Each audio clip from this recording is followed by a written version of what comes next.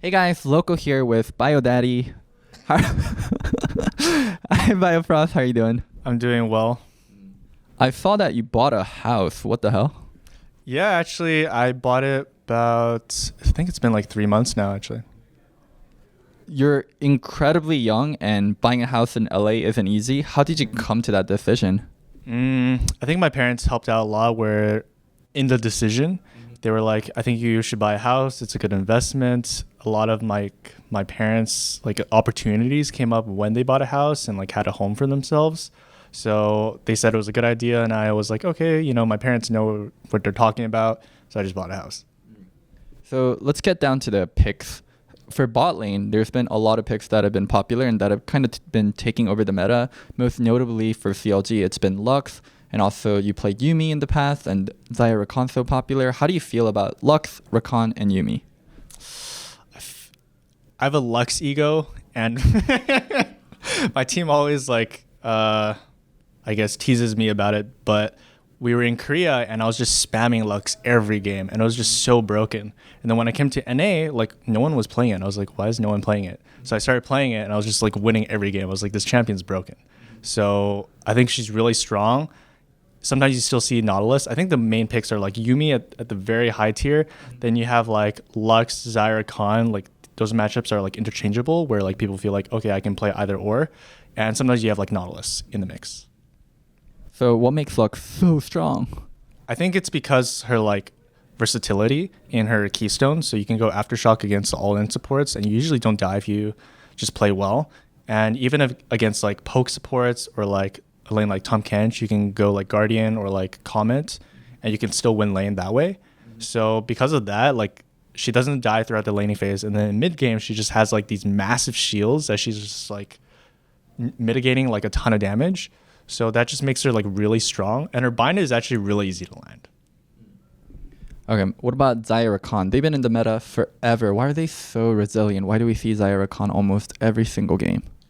I think it's because they just instantly make any comp look good. It's like, oh, you just added Xayah Khan to it. Now you have CC. Now you have an engage. You have scaling. And then it just fixes a lot of your like draft issues. Also has like priority in a lot of lanes just because of it's level 1. You can like split the map. You can play really aggressive bottom, have the jungler gank for you at level 6. So there's just so many options that it offers. And it's just been really good like for a very long time, even after so many nerfs. So recently, you guys replaced Darshan with Ruin, and one thing I was so surprised by is how much better you, Stixay, and Wiggly have been playing without Darshan. Were you guys like fighting? Like, what changed so much that you guys suddenly leveled up? I don't know how to answer this question without being mean. I think it's just because Darshan was a player that really liked being play around, so it can be harder to like not have. So in draft we had to have like a very specific win condition. So if it's like, okay, we're just gonna play off of bot this game, or we're gonna just play off of top this game, we had a very like linear type of win condition that we needed to play around in order to be successful. I feel like nowadays we don't need that and we're more flexible. So it's definitely good to be able to play off of both lanes. And I think also Wiggly has been stepping up in terms of that, where he's had a lot of experience now playing on like LCS, and he got to play against a lot of like good Korean junglers. So he's definitely better than before too. So how has Ruin been for the team? CLG traditionally hasn't done the best with Korean imports, Reignover, Seraph, Locodoco. Hopefully Ruin doesn't follow that. Yeah, Ruin has been very knowledgeable at the game, and he provides a lot of good insights in like reviews, and even in the game when he's like doing well, he has pretty good contributions to like our macro plan. And generally he's been pretty consistent. Sometimes he feeds, but you know what, it's fine. Everyone has those days. So lastly, this week on Twitter, a lot of girls have spoken up about dating pro players in the past and how miserable it has been. It's been pretty tragic, and pro players making fun of that, saying stuff like, oh, I personally never dated a pro, but it sounds miserable.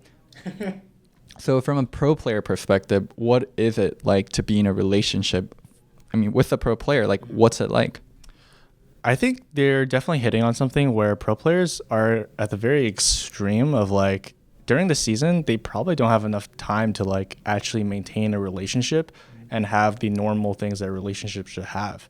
You're working like maybe from 10 to like 8 every day, and afterwards you're expected to play solo queue, otherwise you're slacking. So you can solo queue and chill, I guess, with your girlfriend, but it's like it's not really exactly something that she would want to do and would want to go out, you know, have like dinner, and you don't have much time for that as a pro player. But when it's off season, you can just go all out, you know, because you're not working, you're still getting paid. It's like, wow, this is so nice, you know. But during the season, it's definitely very hard. If you had a close family friend or a sibling and they wanted to date a pro player, what kind of advice would you give? I think they have to be very understanding of like the schedule and the demands, but I guess just enjoy off season. Yeah, enjoy off season. It's very nice. Bio, thank you so much for the interview. Any final words, and any final words to roommates that you might want? What kind of roommates you're looking for? Roommates, right. I've had a lot of like troll DMs for my roommates, and also some that were like really serious, like, oh, they're from like Europe or something. And it's like, oh, my dream is to come to Los Angeles. Like, I really want this opportunity. I'm like, holy shit, this guy really wants it, you know? But yeah, I'm joking. Do not apply to be his roommate. Yeah, don't apply, please. Because I already applied and I don't want more competition. But thank you so much for the interview. Thank you, Loco. Hey guys, I hope you enjoyed this interview. It was brought to you by Lowkey Community. It couldn't have been done without them. Also, you should definitely subscribe to me. It really helps a lot, and I need more subs. Finally, if you enjoyed the interviews, there should be more of my videos somewhere on the screen. Make sure you click on it. Bye.